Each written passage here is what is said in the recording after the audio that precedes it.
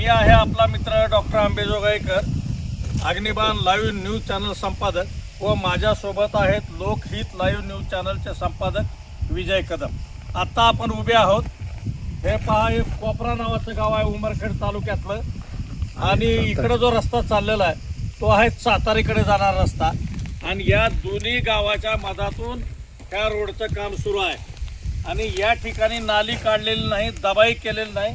आणि इकडं पहा, या ठिकाणी तुम्हाला मी दाखवतो, हो का, हे सहज हो का बुटान निघाले, इथं डांबराचा पत्ता सुद्धा नाही, हो का पहा, आणि दबाई तर नाहीच नाही, हो का, सहज उकरलं चाललेलं आहे, हो का। आणि अशा पद्धतीचं बोगस काम या ठिकाणी सुरू आहे।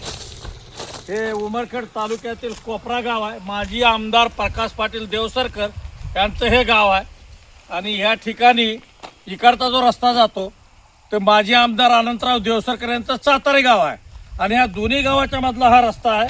आणि पहा, या ठिकाणी दबाई नाही, डांबराचा पत्ता नाही, कसं बसं दबाई केलेली आहे। आणि या ठिकाणी पहा, अशा पद्धतीचं काम सुरू आहे, आणि लाखो रुपयाचा शासनाचा निधी अशा पद्धतीनं वाया जाताना दिसत आहे। यावर कुठल्याही शासकीय अभियंत्याचं लक्ष नाही।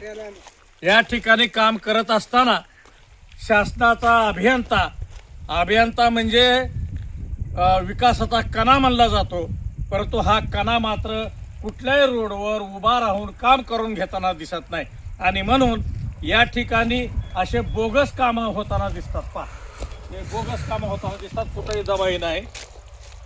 तर याकडे शासनानं लक्ष द्यायला पाहिजे, आणि झालेले काम ही दक्षता व गुण नियंत्रण विभागातर्फे तपासलं पाहिजे।